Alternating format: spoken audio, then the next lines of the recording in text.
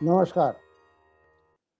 पिछले सत्र में आपने देखा प्रोफ़ेसर इश्तियाक अहमद से बहुत महत्वपूर्ण बातें हुईं।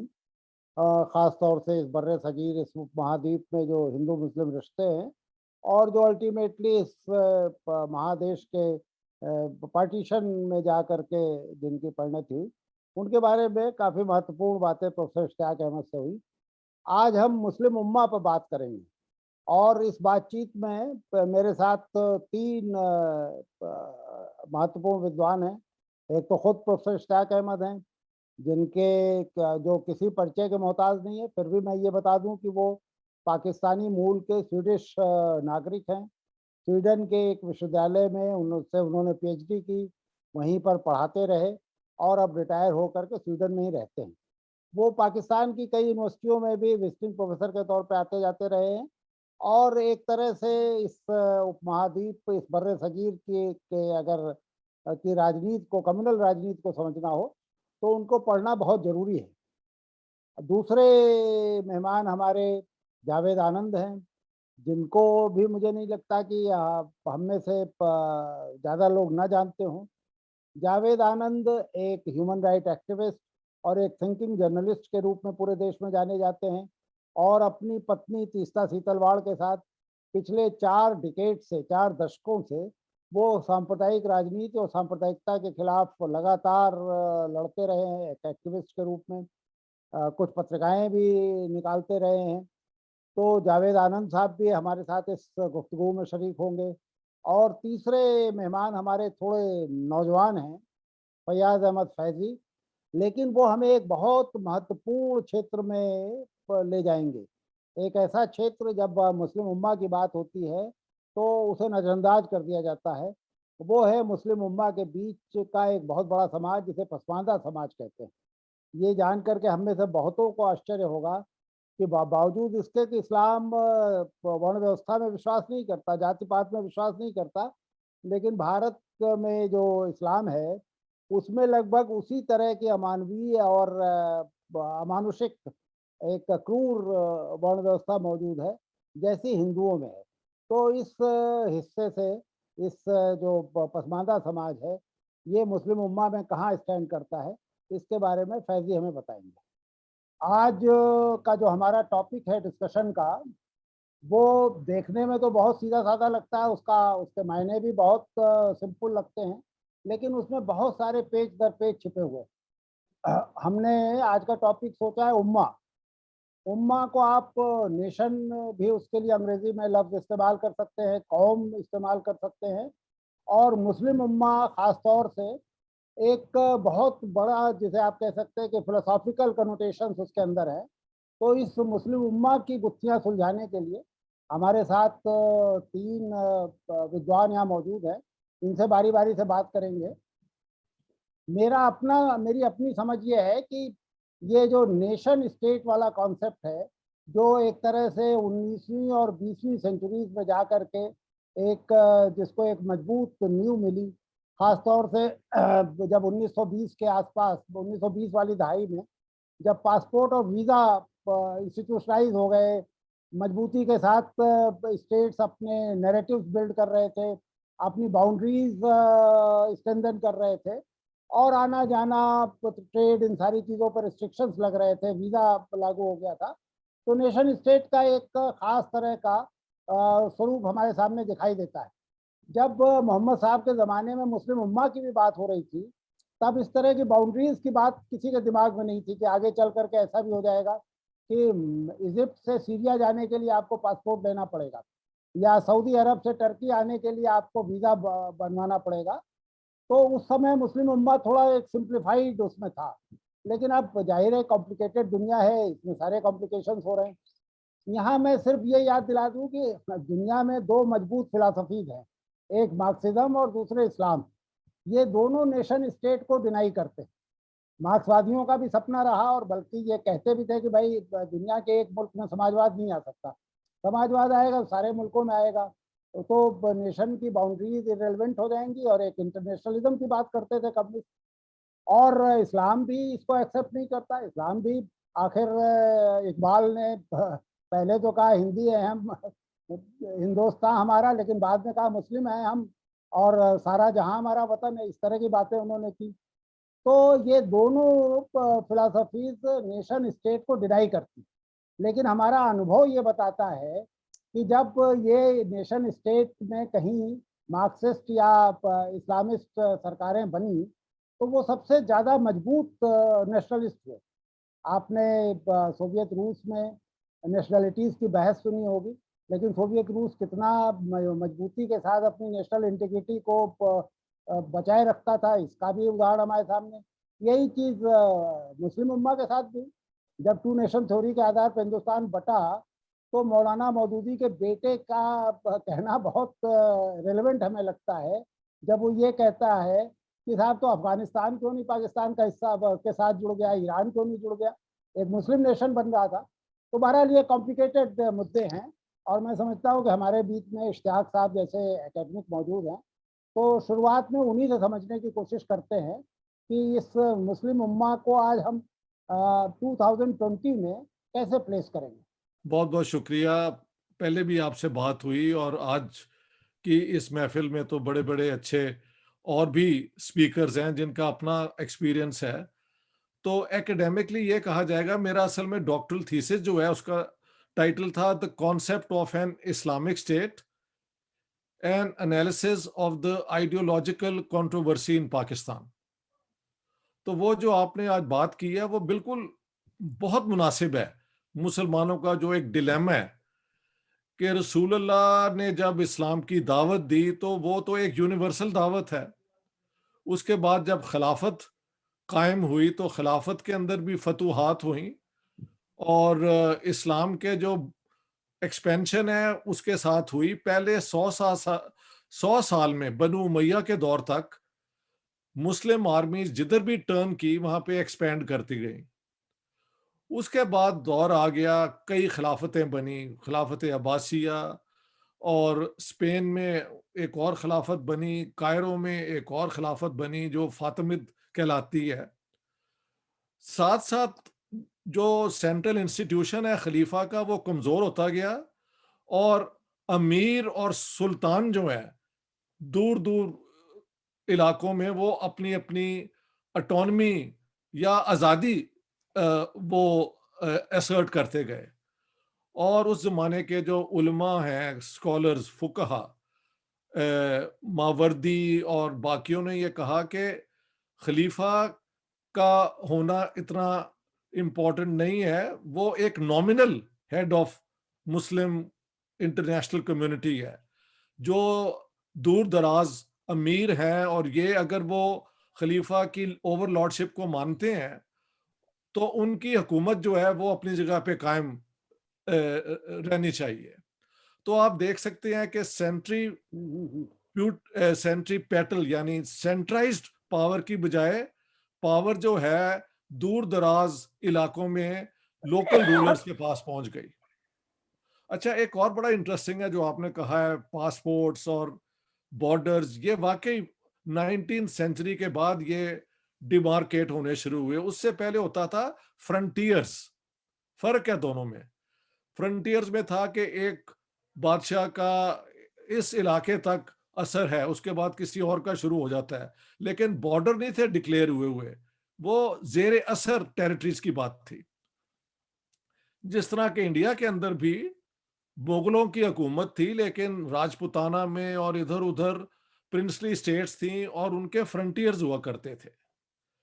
19th सेंचुरी आई और उसके बाद टेरिटोरियल नेशन स्टेट का जब कॉन्सेप्ट आया, तो वो फिर ऑटोमन एम्पायर के खत्म होने के बाद मिडल ईस्ट के अंदर कई टेरिटोरियल स्टेट्स आई, मसलन इराक, उर्दन, सऊदी अरेबिया और यमन, और ये इस किस्म के मुल्क आए जिनकी अपनी टेरिटोरियल बाउंड्रीज एस्टेब्लिश हुई। अब ये भी हम देखते हैं कि 1950s के अंदर दो तीन कोशिशें भी हुई कि सीरिया और इजिप्ट ने एक यूनियन बनाई। बाद में सीरिया ने और इजिप्ट ने और लिबिया ने भी बनाई, लेकिन वो कामयाब नहीं हुई।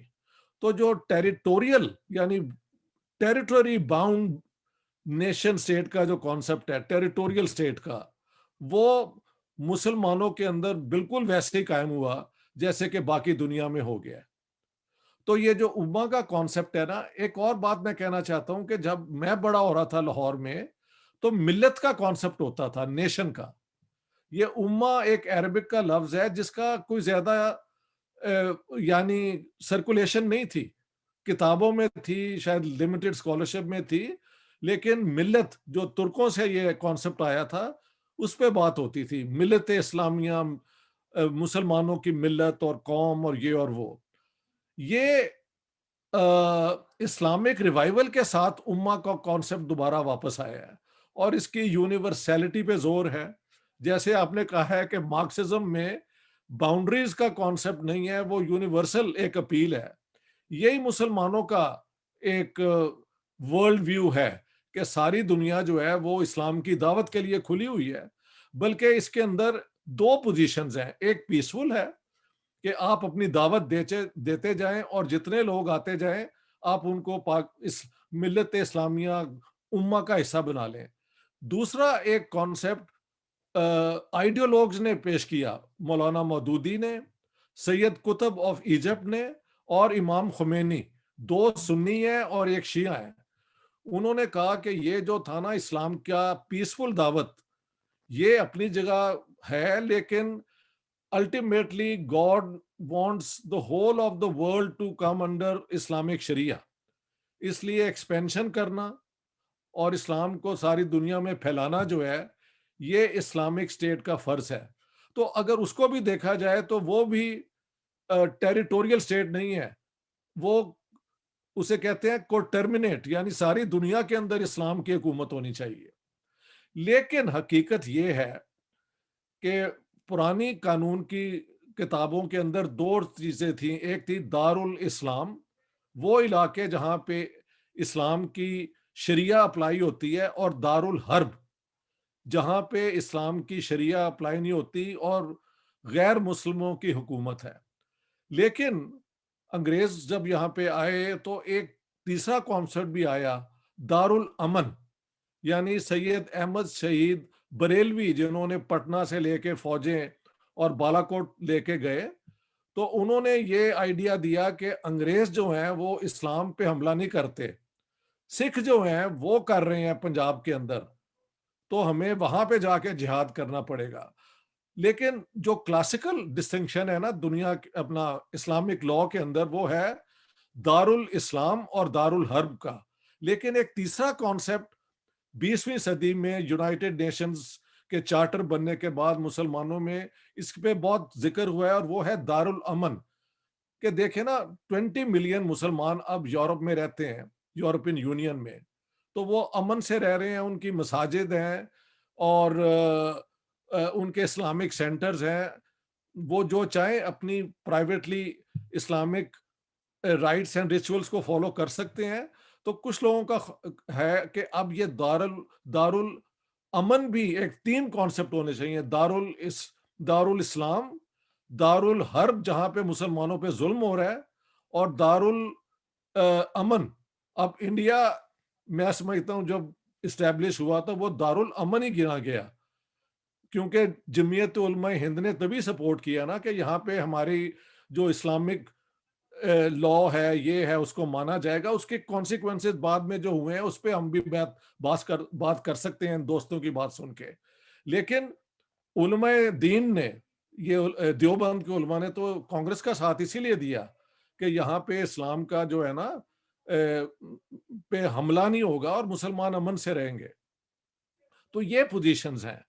पाकिस्तान बनना जो है वो निगेशन है इस सारे आइडिया का, लेकिन वो टेरिटोरियल स्टेट का आइडिया जो यूरोप से आया और बाकी दुनिया में एक उसका हिस्सा बन गया। ये सारी बैकग्राउंड है इसकी। जावेद साहब, 2015 में मैं कराची गया था और जी। कराची यूनिवर्सिटी में एक डिपार्टमेंट है, डिपार्टमेंट ऑफ पाकिस्तान स्टडीज। जी। वहाँ के हेड साहब बड़े, मैं उनका नाम भूल रहा हूँ, मैं उनका नाम याद करने की कोशिश कर रहा था, नाम भूल रहा हूँ। वो पीडब्ल्यूए के वहाँ के अध्यक्ष भी थे, कराची पीडब्ल्यूए के अध्यक्ष भी रहे थे और प्रोग्रेसिव आदमी थे। उन्होंने मुझे अपने डिपार्टमेंट में बुलाया और जी उनके बहुत सारे तालिब इल्म, उनके उस्ताद, वो अध्यापक और छात्र ये इकट्ठे हुए, तो उनके बीच में बात होने लगी कि साहब ये पाकिस्तान का कि अब क्या आइडेंटिटी हो सकती है, पाकिस्तान का रीजन द एक्सरे क्या होगा, मतलब टू नेशन थ्योरी एक तरह से बांग्लादेश बनने के बाद थोड़ा मशकूक हो गई, उस पर बहस होने लगी कि साहब हिंदू मुसलमान दो अलग नेशन है या नहीं, इस पर एक राय बनाना उनके लिए भी मुश्किल था। तो भुट्टो के ज़माने में एक नया कॉन्सेप्ट आया कि ये जो वेस्टर्न पाकिस्तान है, ये तो जोग्राफिकली शुरू से ही पाकिस्तान है, और टू नेशन थ्योरी का मतलब ये नहीं था कि हिंदू मुसलमान, बल्कि ये पूरा रीजन जो है ये पाकिस्तान है। हालांकि उससे फिर ये सवाल उठे कि फिर मोहनजोदड़ो हमारा है कि नहीं, ये जो तक्षशिला और अगल बगल जो इलाके हैं जहाँ गौतम बुद्ध बिखरे हुए हैं, ये सब हमारे हैं या नहीं, या हमारा इतिहास मोहम्मद बिन कासिम के आने से हमारी तवारीख शुरू होती है। बहरहाल ये तो फिर एक लंबी बात है। आप एक एक्टिविस्ट हैं, जर्नलिस्ट हैं, और बहुत सीरियस रीडर भी है, मैं इतना जानता हूं क्योंकि आपसे बातें करता हूं। तो आपको क्या लगता है कि हिंदुस्तान के मुसलमान के सामने ये उम्मा किस तरह आएगा? क्या एक गुजराती मुसलमान और एक तमिल मुसलमान ये एक ही उम्मत के हिस्सा होंगे, या इनमें कोई कल्चरल डिफरेंसेस होंगे, कुछ दिक्कतें आएंगी एक मानने में? आप एक्टिविस्ट हैं और गुजरात के राइट्स में खासतौर से आपने और आपकी पत्नी तीस्ता ने बहुत काम किया है, तो आपको कैसा लगता है, जरा ये थोड़ा एक्सप्लेन करें। जी विभूति जी, मुझे लगता है कि जैसा आपने कहा ना कि गुजरात का मुसलमान एक है, तमिलनाडु का अलग है, यूपी बिहार का अलग है, कश्मीर का मुसलमान अलग है और दुनिया के मुसलमान अलग।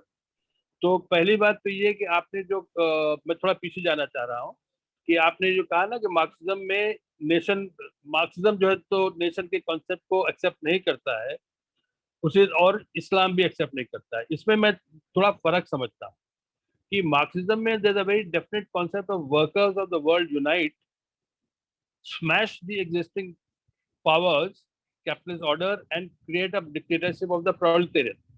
वो dictatorship of the proletariat की जगह पे dictatorship of one party and then from that to one person बन गई, वो अलग बात है।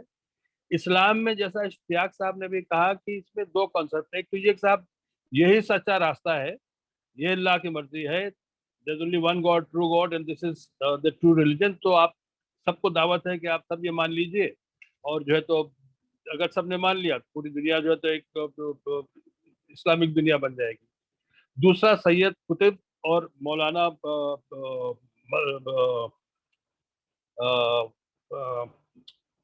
नाम से मैंने मौदूदी, मौलाना मौदूदी और खुमैनी साहब, इनका कॉन्सेप्ट अलग है। इनका कॉन्सेप्ट है कि it is the bounded duty of every Muslim to struggle with every means possible. वो थोड़ा उसमें फ्लेक्सिबल है कि वायलेंस यूज करना है कि नहीं करना है, कितना यूज करना है, किसके अगेंस्ट यूज करना है, टू एस्टैब्लिश एन इस्लामिक खिलाफत, निजाम मुस्तफा कायम करना।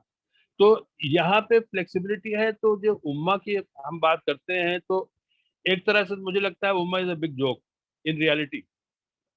आप यही गुजरात का आपने जिक्र किया जहाँ पे हम लोगों ने अपनी तरफ से कुछ इंसाफ के लिए कोशिश वगैरह की 2002 में।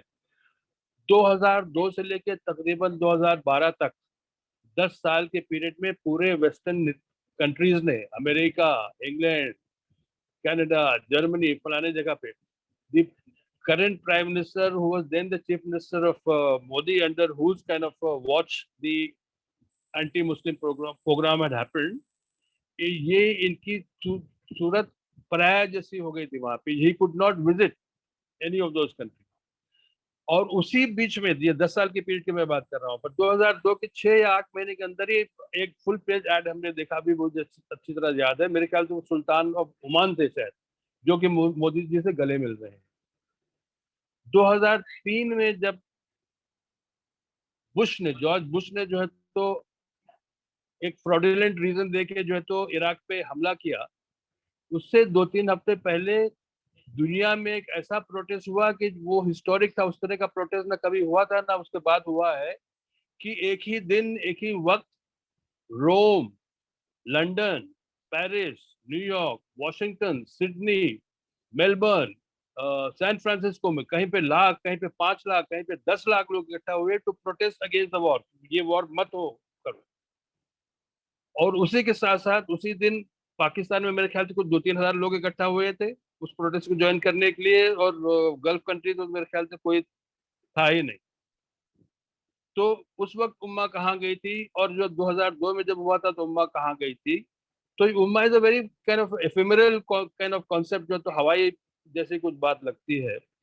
और आपने जो बात की, आपकी बात पे आऊं कि जो है तो मुसलमान गुजरात का कुछ अलग है, उसकी सेंसिबिलिटीज, कल्चरल सेंसिबिलिटीज वगैरह, रिलीजन भले ही एक है, केरला का अलग है, रूस का अलग है, जापान का अलग होगा, अगर जापान में मुसलमान होंगे तो, इंग्लैंड फ्रांस का अलग होगा। तो ये उम्मा इज अ काइंड ऑफ क्या कहें उसको, कि दिल को बहलाने के लिए गालिब ये ख्याल अच्छा है टाइप की कुछ चीज है ये भी, वरना इसमें कुछ ज्यादा दम मुझे दिखता नहीं। हाँ, ये जरूर है कि आज की जो हिंदुस्तान पे जो राज कर रहे हैं ये हिंदू राष्ट्र वाले, ये मजबूर कर रहे हैं सब मुसलमानों को एक आने के लिए, कि बाकी उनके अंदर बहुत सारे डिफरेंसेस हो, but they all feel threatened as a community of Indian Muslims, चाहे वो केरला वाले हो, चाहे तमिलनाडु वाले हो, चाहे बंगाल वाले हो, वो सब थ्रेटन फील कर रहे हैं कि एक एग्जिस्टिंग फोर्स है जो कि पावर में बैठा हुआ है दिल्ली में और कई सारे स्टेट्स में। तो ये एक उम्मा क्रिएट कर रहे हैं अपनी तरफ से।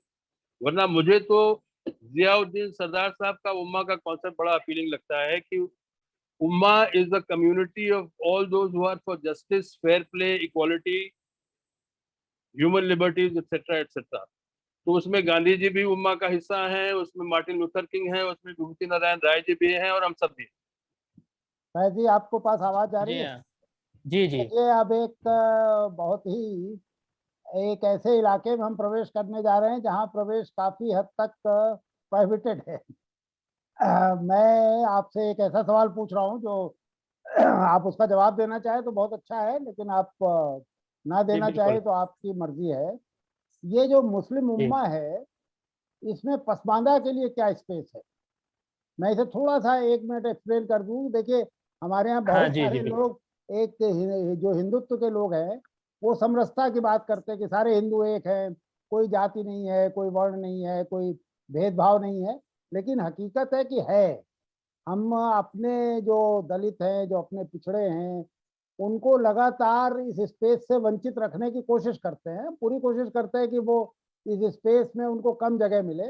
ये अलग बात है कि धीरे धीरे वो अपनी जगह हासिल करते जा रहे हैं, और एक तरह से अब काफी कुछ चीजें बेमानी हो गई हैं, जो छुआछूत जैसी चीजें या डिप्रिवेशन जैसी चीजें, बहुत सारी चीजें बेमानी हो गई। तो इस्लामिक उम्मा में ये पसमानदा के लिए क्या स्पेस है, जरा इसको आप बताएं। एक एक लाइन में अगर आपके बात का जवाब दिया जाए, तो आपने पूछा कि पसमानदा का उसमें क्या हिस्सा है। तो हिस्सा बराबर वाले को दिया जाता है, गुलाम को हिस्सा नहीं दिया जाता है। मालिक जो है अपने गुलाम को हिस्सा नहीं देता है, उससे सर्विस लेता है। तो पसमानदा की स्थिति पूरी मुस्लिम उम्मा में गुलाम की है।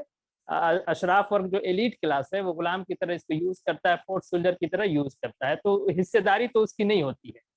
मैं थोड़ा सा अपनी बात को, जो उम्मा की बात हो रही है, मैं थोड़ा सा इसका बैकग्राउंड कह के पूरी तरह से बात साफ करने की कोशिश करूंगा। मैं 2 मिनट के अंदर अपनी बात खत्म करूंगा। देखिए, इस्लाम जब जहां आया वो जनजाति सिस्टम था, कबीलाई सिस्टम था, ट्राइबल सिस्टम थे। तो ट्राइब्स के बीच में एकता करने के लिए ये अल्लाह के रसूल ने एक इस्लाम की तरफ से कॉन्सेप्ट था, उम्मा का कॉन्सेप्ट, कि जो आपस में ट्राइब बहुत लड़ा करते थे, जनजातियां बिल्कुल खून के प्यासे थे। तो एक अरबी नेशनलिज्म, इसको आप कह लीजिए, उसका उभार है। इस्लाम को अरबिक नेशनलिज्म से भी जाना जाता है, और पूरी दुनिया में अरब ही गए, और जो उनका एक्सपेंशन हुआ उसके बाद से और भी जो कल्चर के लोग जब इसमें आए, तो इस्लाम एक अलग रूप से सामने आता है। लेकिन आप देखेंगे कि अल्लाह के रसूल के जाने के बाद ही जो इनका उम्मा का कॉन्सेप्ट था वो टूट गया, क्योंकि पहले खलीफा का जो अपॉइंटमेंट होता है वो एक नस्ल और एक ट्राइब के अंदर विशेष कुरैश के अंदर जो पैदा होगा वही खलीफा हो सकता है, वो बुखारी की हदीस है। वहीं से इनका जो है पहला धक्का वहां लगता है। दूसरा धक्का जो सूफीज्म आता है, जो पूरी तरह से नस्लवाद और सैयदवाद को चरितार्थ करता है कि नहीं साहब जो है सैयद ही खलीफा हो सकता है, सूफीज्म में भी आप यही देखेंगे। तो वहां से इनका उम्मा टूट जाता है। दूसरी चीज, पसमानदा आंदोलन का ये स्पष्ट मानना है कि अब जो उम्मा का कॉन्सेप्ट है वो एक टूल के तौर पे, जो शासक वर्गीय जो एलीट क्लास है मुसलमानों का अशराफ, वो एक टूल के तौर पे अपने सत्ता वर्चस्व को बचाए रखने के लिए करता है। आप देखेंगे एक इलेक्शन में इंडिया के अंदर आप देखेंगे जब कोई अशराफ इलेक्शन लड़ता है तो नारा दिया जाता है कि इस्लाम खतरे में है और सारे मुसलमानों एक हो जाओ और सारे मुसलमानों का वोट ले लेते हैं। लेकिन कोई पसमानदा जाति से जो वीवर कम्युनिटी से है या और भी जो नट धोबी लालखोर मेहतर भंगी इस तरह की जो जातियां हैं मुसलमान जातियों, वो जब इलेक्शन लड़ती हैं तो सारा उम्मा का कॉन्सेप्ट हवा हो जाता है। आप एक वोट हिंदू तो वोट दे देता है पसमानदा को, अशराफ क्लास बिल्कुल वोट नहीं देता है, ये आप इसको देख सकते हैं। तो वो एक टूल के तौर पे उम्मा का शब्द यूज होता है और उसकी कोई सच्चाई नहीं रह गई इस समाज के अंदर, ये जो मैं समझ पाया। वैश्विक लेवल पे देखेंगे, इंटरनेशनल लेवल पे देखेंगे तो जितने मुसलमानों की कंट्रीज है, आप अरब लीग देखेंगे, मुस्लिम लीग नहीं देखेंगे, उन्होंने अलग अलग लीग बना रखा है, एक ऑर्गेनाइजेशन ऑफ इस्लामिक कॉपरेशन उन्होंने बना रखा है। लेकिन आप देखेंगे ये अरबों का देश है। अफ्रीका में आप जाएंगे तो काले मुसलमान तो इस्लामिक राष्ट्र नहीं माने जाते हैं। अफगानिस्तान में आप आएंगे तो पख्तूनों का देश है। हजारा की कोई जगह नहीं है। उम्मा के नाम पे जो देश बना रिसेंटली, आप इंडिया को दो टुकड़ों में बांट के पाकिस्तान की उम्मा राष्ट्र है, सारे मुसलमान भाई, वहां भी देखे पंजाबी अलग, बलूची अलग और सिंधी अलग। तो ये कहीं एग्जिस्ट नहीं करता। ये चंद लोग जो एलिट क्लास है वो बार बार इसको रिपीट करते हैं, इस्लाम खतरे में है, उम्मा हम सारे भाई हैं, वो अपने सत्ता वर्चस्व के निर्धारण के लिए इसको लेके आते हैं। जी विभूति जी, आप जो कह रहे हैं मुझे लगता है कि ये तो फिर एक नई डिबेट शुरू हो जाएगी और इस पर हम अलग से फिर बात करेंगे। ये आप कुछ चीज़ें बड़ी दिलचस्प लग रही थी, मैं भी पहली बार सुन रहा था। इश्तियाक साहब, आप कुछ इस पे कमेंट करना चाहेंगे? कुछ हिस्टोरिकली जो बातें ये फैजी कह रहे थे, क्या ये इन बातों में कुछ इतना दम है कि इन पर कोई सीरियस डिस्कोर्स किया जाए? नहीं, अपना ये दोनों साथियों ने जो बातें की हैं बिल्कुल मुनासिब बातें हैं, और ये फैजी साहब से तो और डिटेल्स मिल गई हैं कि वाकई जो पसमानदा बैकग्राउंड के मुसलमान हैं उनको इल ट्रीट ही किया जाता है। ये देखें, ये जितने अरब ममालिक हैं वहाँ पे पाकिस्तानी, बांग्लादेशी, इंडियन मुस्लिम्स और सोमालियंस, ये कई जनरेशन से वहाँ पे रह रहे हैं। इनको सिटीजनशिप कभी नहीं दी जाती। तो डिस्क्रिमिनेशन तो उम्मा के खिलाफ सबसे ज्यादा मुसलमान ही कर रहे हैं। मैं 3-4 साल के बाद स्वीडन के अंदर फुल सिटीजन बन सकता हूं। मैं तो हूं वैसे ही। मेरे बच्चे हैं, वो इलेक्शन लड़ सकते हैं और technically prime minister of Sweden भी बन सकते हैं, क्योंकि कोई रिक्वायरमेंट नहीं है कि आप एथनिक बैकग्राउंड ये हो वो हो। You are a citizen of Sweden. यही बाकी वेस्टर्न ममालिक के अंदर इस किस्म के कानून हैं। तो ये उम्मा का कॉन्सेप्ट वाकई ये एक दुनिया को दिखाने के लिए कि हम बड़े एक कम्युनिटी हैं, ये एक स्लोगन मॉन्गरिंग के तौर पे इस्तेमाल होता है। और जैसे आज पता लगा है इंडियन पॉलिटिक्स में, तो इसका जो वो क्या कहते हैं, शराफिया के लोग हैं, वो उसे एक्सप्लॉइट करते हैं कि मुसलमानों का वोट उनके पास ही रहे। ये पॉलिटिक्स 100 साल से चल रही है और इसी की वजह से इंडिया की पार्टीशन भी हुई। मैंने तो अपनी किताब में जो बात की थी कि अगर वाकई इस्लाम और मुसलमान खतरे में थे ना यूनाइटेड इंडिया के अंदर, तो बात मुझे ये बताएं कि सबसे ज्यादा कौन से मुसलमान खतरे में थे। जाहिर है वही होंगे जो हिंदू मेजॉरिटी डिस्ट्रिक्ट्स में रह जाएंगे, तो उनको तो आपने छोड़ के पाकिस्तान बनाया। तो ये सारे स्लोगन मॉन्गरिंग है, इसमें कोई सीरियस बात नहीं है। द होल आइडिया ऑफ उम्मा मैंने तो सुना भी नहीं था। ये मिल्लत की बात होती थी, मिल्लत इस्लामिया, ये वो पता नहीं, वो भी कोई टर्किश जुबान का कोई लफ्ज था। ठीक है जी। ये उम्मा का तब ही आया जब ये इस्लामिक रिवाइवल हुआ है और सो कॉल्ड अफगान जिहाद हुआ है। लेकिन हकीकत वही है जो अभी फैजी भाई ने बताया कि अफगानिस्तान के अंदर जो है हजारा, उनका बुरा हाल है। अरबों के अंदर गैर अरब मुसलमानों का कोई मुकाम नहीं है और अरब एक दूसरे से भी बहुत इल ट्रीटमेंट करते हैं। यानी कि जब इजिप्ट और लिबिया की जो यूनियन पहले बनी और टूट गई, तो दोनों तरफ से उन्होंने जो लिबियन थे और इजिप्शियन से उन्हें निकाल दिया अपने मुल्कों से। हालांकि ये तो झगड़े लीडर्स के हुए थे ना, लेकिन पूरी पूरी कम्युनिटीज, नेशनैलिटीज को वहां से यानी धक्का दे के तो निकाल दिया गया।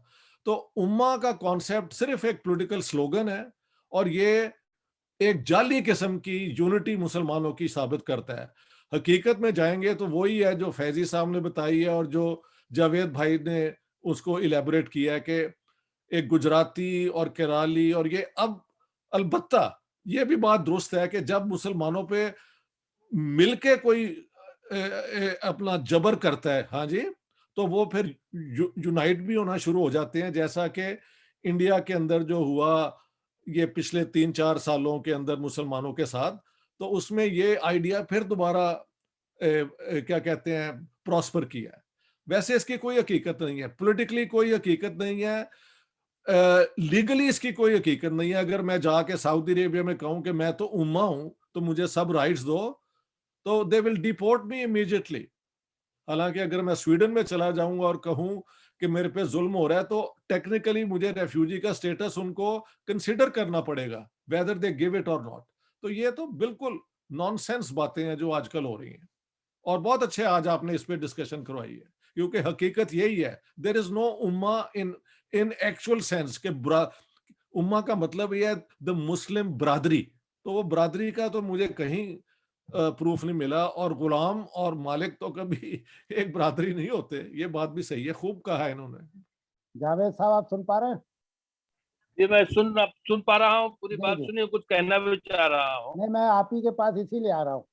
मैं जो जी सवाल जी जो अभी इश्तियाक साहब जो कह रहे थे वो जी बहुत सही बात थी, और आपने भी थोड़ा उधर इशारा किया था कि जी हिंदुस्तान के मुसलमान अपने सारे डिफरेंस के बावजूद जी इस समय सबके ऊपर एक खास तरह का कलेक्टिव खतरा है। जी अब जी नाम भी आप ले सकते हैं, मुझे भी कोई संकोच नहीं है। मतलब जो हिंदुत्व की फोर्सेस हैं जी वो मुसलमानों के लिए एक तरह से एक बहुत बड़े एग्जिस्टेंशियलिस्ट खतरे की तरह आ गई हैं। जी जी तो वो सब एक हो रही हैं, सब जी एक हो रहे हैं, मतलब अलग अलग जगह के मुसलमान। जी मेरे मन में एक थोड़ा सा संदेह ये है कि ये लड़ाई क्या मुसलमानों की लड़ाई है, मुसलमान एक उम्मा के तौर पे लड़ेंगे, या हिंदुस्तान के वो तमाम लोग जो डेमोक्रेटिक तरीके से सोचते हैं, जो सेकुलर हैं, जो इस मुल्क से, इस धरती से प्यार करते हैं, ये लड़ाई उन सब के साथ मिल के लड़ी जानी चाहिए। मुसलमान और नॉन मुसलमान का फर्क, मुसलमान जाहिर है, जैसे सीएए था तो सीएए सीधा खतरा एक, तो उसका एनआरसी जो सीएए का पार्ट था, एनआरसी एक मुसलमानों के लिए बड़े खतरे की तरह नजर आ रहा था। लेकिन ये इस खतरे का मुकाबला तो हम सबको मिल के करना चाहिए, या इस खतरे के आड़ में फिर कोई कट्टरपंथी ताकतें मजबूत हो और वो मलयाली और गुजराती मुसलमान को उम्मा की याद दिलाए? क्या कैसा लगता है आपको एक एक्टिविस्ट के रूप में? जी जी देखिए, ये सैद्धांतिक रूप से भी और from a practical point of view से भी, ये जो मुस्लिम को टारगेट कर रही है हिंदू राष्ट्र वाली फोर्सेस, तो ये जो है तो सिर्फ मुसलमान मुस्लिम प्लेटफॉर्म से नहीं लड़ सकता है, क्योंकि ये एक ह्यूमन राइट्स इश्यू है, ये माइनॉरिटी राइट्स इश्यू है, ये जो है तो यूनियन यूएन के universal declaration of human right से ताल्लुक रखता है, ये इंडियन कॉन्स्टिट्यूशन के फंडामेंटल राइट से ताल्लुक रखता है। तो ये उन राइट्स की का सवाल है। ये जो है तो उसको मुस्लिम सवाल बनाना, ये बहुत बड़ी मूर्खता होगी मुझे लगता है। सैद्धांतिक रूप से भी गलत है, और ये इन प्रैक्टिस भी, अगर आप उसको मुस्लिम फ्रंट बना रहे हैं, तो इसमें अल्टीमेटली जो फायदा किसका होगा, वही जो आपको टारगेट कर रहे हैं। ये किसी भी मुल्क में मेजोरिटी और माइनॉरिटी में एक रियलिटी वाली बात है कि अगर आप जो है तो आइडेंटिटी पॉलिटिक्स करेंगे एक माइनॉरिटी कम्युनिटी होकर, तो मेजोरिटेरियन पोलराइजेशन होगा। जैसे कि अगर हम पिछले 30 साल 40 साल के इतिहास में जाएं, तारीख में जाएं इंडिया के, तो वही हुआ है। तो ये आपकी बात से मैं पूरी तरह सहमत हूँ। एनआरसी में भी का इशू ले लीजिए, कोई भी इशू ले लीजिए, डिस्क्रिमिनेशन के इश्यूज हैं या जो है तो बाकी जो तो अंडर रिप्रेजेंटेशन के इशू है, वहां पे सबको उसको फ्रॉम अ सेकुलर पर्सपेक्टिव लड़ना जरूरी है। इसके साथ साथ जो फैजी साहब ने कहा, मैं उसका पूरा समर्थन करता हूँ, और उनकी बात से मैं पूरी तरह सहमत हूँ। ये जो है तो, और इसमें एक बात जोड़ना चाहूंगा मैं, एक दो बात। एक बात तो ये कि दलित मुसलमान दोनों तरफ से पिसा हुआ है। एक तरफ जो है तो इंडियन कॉन्स्टिट्यूशन सेकुलर कॉन्स्टिट्यूशन होते हुए एक प्रेसिडेंशियल नोटिफिकेशन के थ्रू दलित मुसलमानों को, क्रिश्चियन मुसलमानों को शेड्यूल कास्ट के रिजर्वेशन से बाहर रखा गया है, जो कि रिलीजन बेस्ड डिस्क्रिमिनेशन है विद इन सेकुलर इंडिया। इसकी जवाबदारी मुसलमानों के ऊपर नहीं है। दूसरी तरफ ये जो मुस्लिम रिजर्वेशन की बात होती है बार बार, मैं अकेला नहीं हूँ, हम जैसे कई जो मुसलमान हैं, मुस्लिम हैं, जो कि इसके खिलाफ हैं। क्योंकि अगर रिलीजन बेस्ड रिजर्वेशन होगी तो वही अशराफ वाले जो है तो सब ले जाएंगे, अपना घर भरेंगे, उसमें दलित को कुछ नहीं मिलेगा, पसमानदा को कुछ नहीं मिलेगा।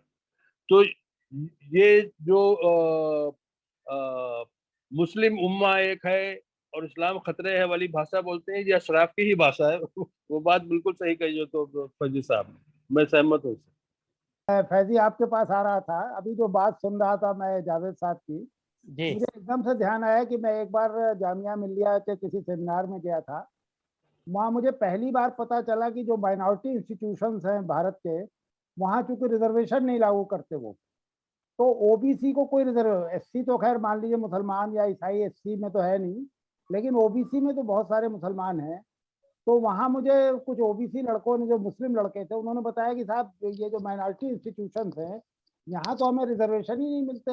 हमारे लिए तो इससे अच्छा जो नॉन माइनॉरिटी इंस्टीट्यूशंस हैं, कम से कम उनको ओबीसी का रिजर्वेशन लागू करना पड़ता है। मतलब ये एक ऑब्जर्वेशन मुझे अभी सुनते हुए याद आया।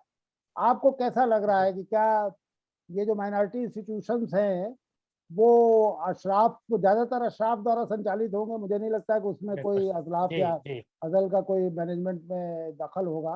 तो क्या वो डिस्क्रिमिनेशन करते हैं पसमानदा लड़कों के साथ, लड़कियों के साथ?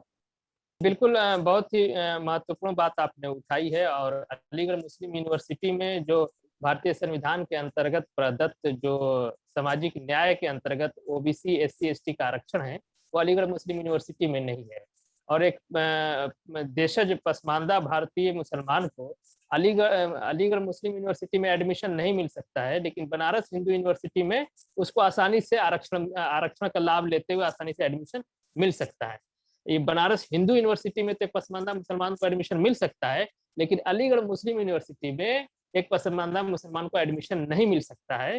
ये इस तरह की डिस्क्रिमिनेशन एकदम साफ तौर पे दिखाई देती है। आप अलीगढ़ मुस्लिम यूनिवर्सिटी का देखेंगे तो उसका जो प्रबंधन समिति कमेटी के लिए जो कोर्ट है, उस कोर्ट में 350 के आसपास मेंबर होते हैं। उसमें सब आप देखेंगे कि इक्का दुक्का छोड़ दे तो उसमें सब अशराफ वर्ग के लोग होते हैं। अलीगढ़, हमने आरटीआई के जरिए से हम लोगों ने एक डाटा भी निकलवाया था कि वहाँ जो स्टूडेंट हैं, वहाँ जो टीचिंग स्टाफ है, नॉन टीचिंग स्टाफ है, मोर देन 95% अशराफ क्लास के लोग हैं। इवन जो चपरासी क्लास का भी है, वहाँ भी जो है अशराफ ही जो है डोमिनेटेड है बिल्कुल।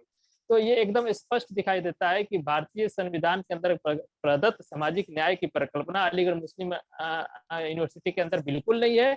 और उसमें सबसे ज्यादा नुकसान 90% आबादी वाले पसमानदा मुसलमान को भोगना पड़ता है। वो वहाँ पे ना एडमिशन पा सकता है, ना टीचिंग स्टाफ में जा सकता है, और प्रबंधन समिति की जो कोर्ट है वो तो बहुत दूर की बात है। जी, तो ये एकदम स्पष्ट रूप से ये भेदभाव दिखाई देता है। दूसरी बात, जहाँ तक आरक्षण की बात है, तो ये स्पष्ट बात है कि पसमानदा मुसलमान ओबीसी और एसटी आरक्षण में आता है। मंडल कमीशन ने उसको आरक्षण में ओबीसी के शामिल किया था। एक बहुत अजीब बात मैं आपको बता दूं, बहुत हैरत होगी कि मंडल कमीशन में एक भी मुस्लिम मेंबर नहीं था। अगर मुस्लिम मेंबर रहा होता तो वो अशराफ, जाहिर सी बात है, जो परिपाटी चली आ रही है अशराफ वर्ग से ही हुआ होता, तो बड़ा मुश्किल था कि ओबीसी के आरक्षण में पसमानदा मुसलमानों को मंडल कमीशन डाल पाया होता। लेकिन ओबीसी आरक्षण और एसटी आरक्षण में पसमानदा मुसलमान आता है। और एससी पे चूंकि धार्मिक पाबंदी है आर्टिकल 341 पैरा 3 के अंदर, और ये जो बात, इस वजह से वो वंचित है।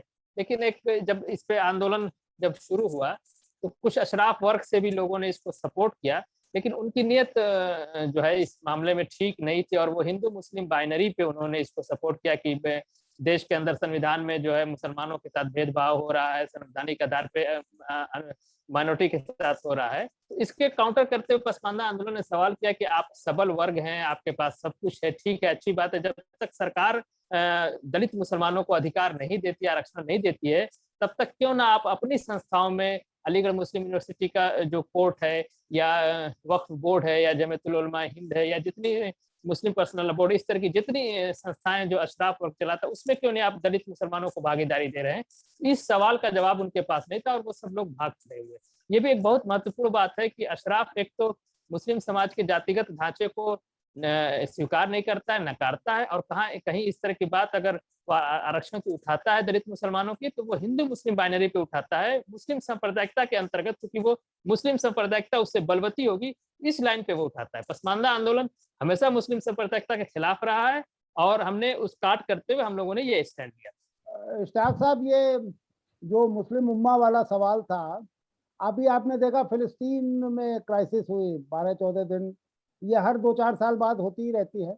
और इस बार तो उम्मा ने बड़ा एग्रेसिव पोस्चर अपनाया। मैंने पाकिस्तान के नेशनल असेंबली में सुना कि एक मेंबर चिल्ला चिल्ला के कह रहे थे कि बम किस लिए बनाया है, बम फेंक दो।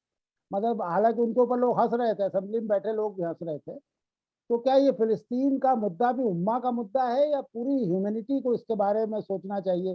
जो ज्यादतियां हो रही हैं फिलिस्तीनियों के साथ, उनका साथ दे करके इस समस्या का हल कुछ निकाला जाना चाहिए।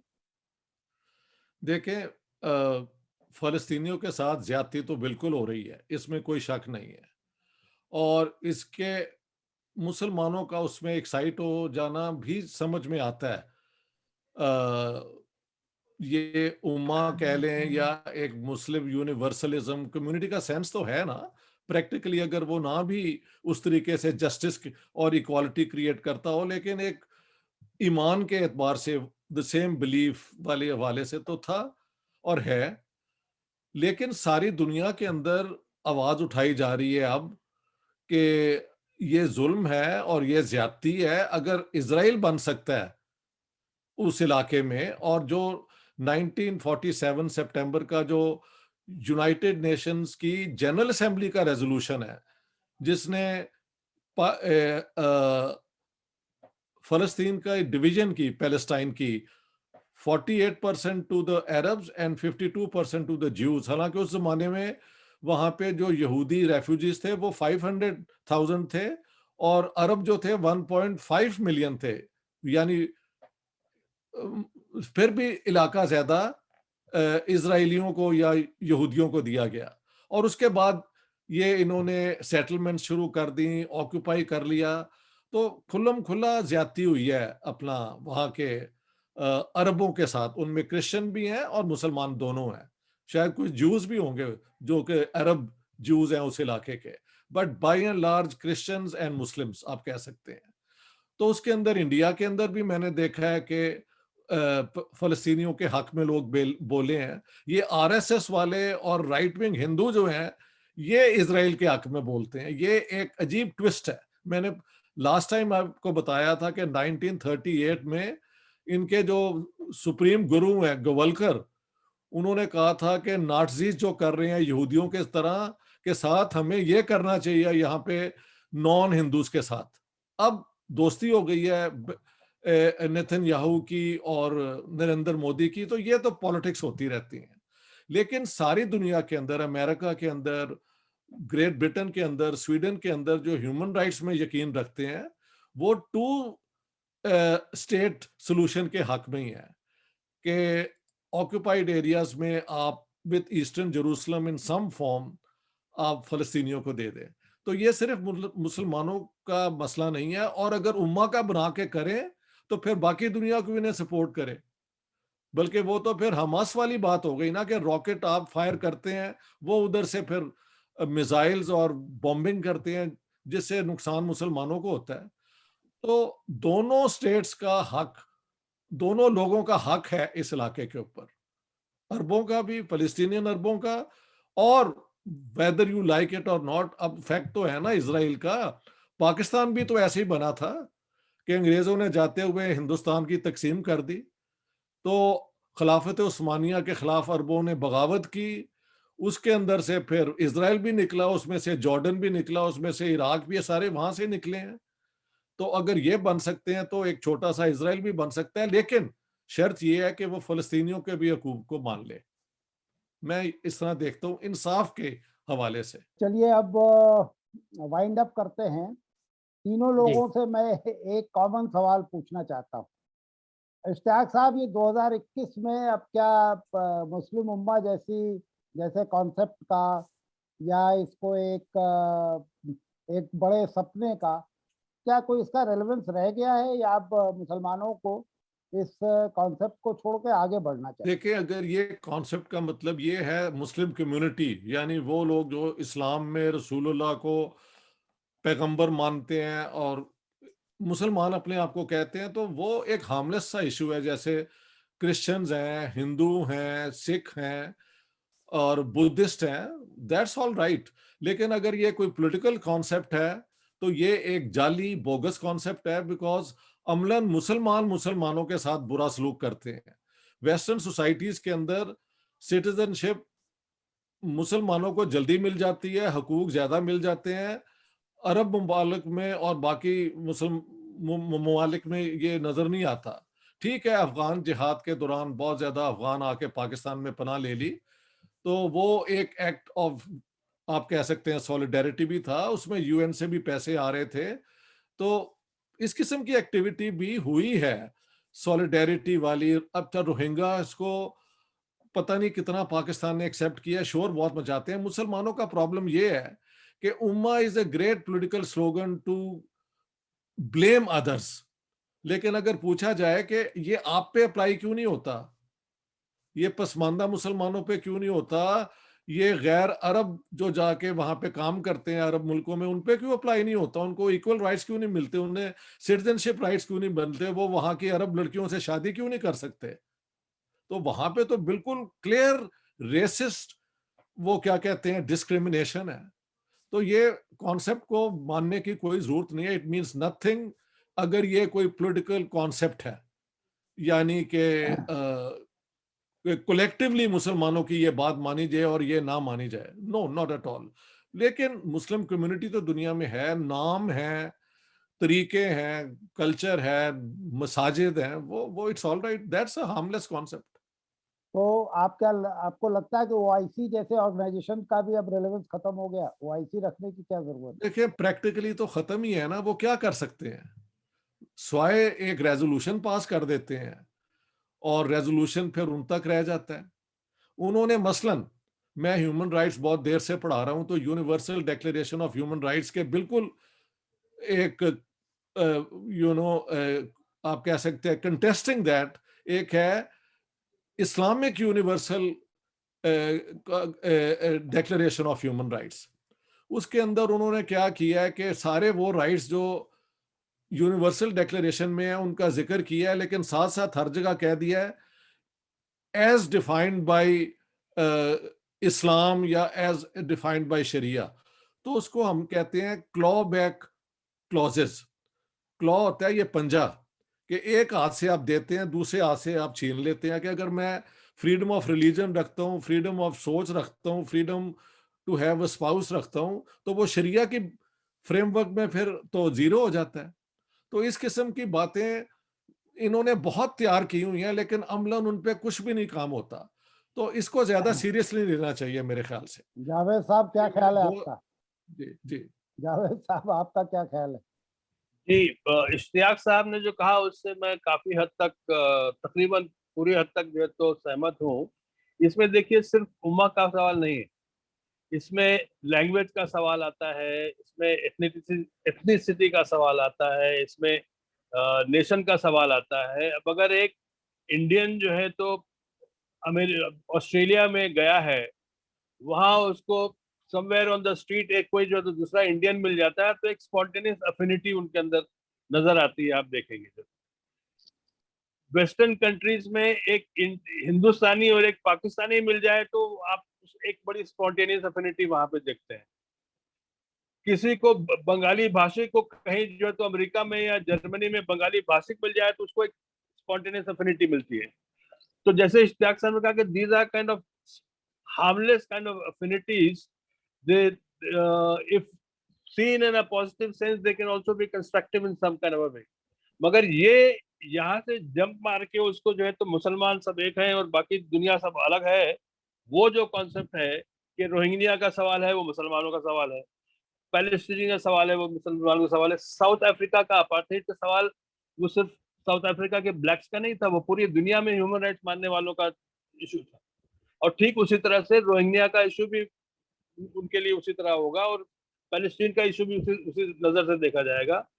तो उम्मा का कॉन्सेप्ट रहने दें एक जगह पे, so long as it's kind of benign and it is वो harmless जैसे इश्तियाक साहब कर रहे हैं, तो उसमें कोई हर्ज मुझे नजर नहीं आता कम से कम, चाहे वो इंडियननेस की फीलिंग हो या साउथ एशियन की फीलिंग आउटसाइड साउथ एशिया हो, जब एक दूसरे से मिलते हैं, चाहे वो भाषा का हो, लैंग्वेज, कोई पंजाबी बोलता है, कोई बंगाली बोलता है, 2000 10,000 मील की दूरी पे अचानक कोई बंगाली बोलने वाला अगर हमको लैटिन अमेरिका में मिल जाए और मैं भी बंगाली बोलता हूँ, तो एक स्पॉन्टेनियस अफिनिटी बनेगी, रहने दीजिए उसको अपनी जगह पे, पर beyond that the rest is nonsense. Faizi साहब, हम लोगों का वक्त खत्म हो रहा है, लेकिन आपने एकदम नया नया एंगल डाल दिया इस पूरे डिस्कशन में। मैं समझता हूँ जी कि आपसे तो डिटेल में मैं अलग भी से बात होगी, लेकिन हाँ फिर भी अगर आप मैं दो बातें कहना चाहूंगा जी, हाँ जी, संक्षेप में क्लोजिंग कहें तो रिमार्क के तौर पे। ये जो उम्मा का कॉन्सेप्ट है जो सैद्धांतिक रूप से है, इसी को कॉन्ट्राडिक्ट करता हुआ एक और कॉन्सेप्ट है इस्लामिक फिक्र में, इस्लामिक जो विधि है, जो जुरिस्प्रूडेंस है, अरबी और अजमी का। अरब और देखिए क्लासिफिकेशन किया जा सकता है, कोई बात नहीं, हम इंडियन है, कोई नॉन इंडियन हो सकता है, लेकिन अरबी अजमी का क्लासिफिकेशन देखिए, अजमी का मतलब होता है गूंगा के। शब्द कितना खराब रखा है इन लोगों ने, तो इससे इनकी मानसिकता, अशराफवाद की मानसिकता आप समझ सकते हैं। ये गूंगा कहते हैं हम भारतीयों को, अजबी, अरमी और अजबी, तो अजमी, तो ये वहीं से उम्मा का कॉन्ट्राडिक्ट हो जाता है कि जब अजमी है तो उसके वो राइट्स नहीं होंगे।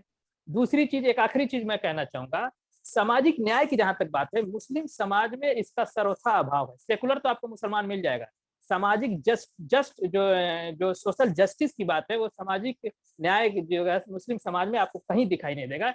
तो आपके मंच के माध्यम से मैं ये भी कहना चाहूंगा कि इसको भी जो है सामने रखना है कि मुस्लिम समाज में सामाजिक न्याय नहीं है, और उम्मा का कॉन्सेप्ट खुद इस्लामिक सैद्धांतिक रूप से अरबी अजमी कॉन्सेप्ट से कॉन्ट्राडिक्ट हो जाता है जी। चलिए, ये हमारी बहस को एकदम नई दिशा में ले जा रहा है, इसमें फिर कभी दोबारा बहस करेंगे। बहुत बहुत शुक्रिया इश्तियाक साहब, आप सब लोग आए। जावेद साहब, बहुत बहुत शुक्रिया, आप पहली बार शरीक हो रहे हैं, बहुत बहुत शुक्रिया। सत्य हिंदी का ऐप डाउनलोड करें गूगल प्ले स्टोर पर।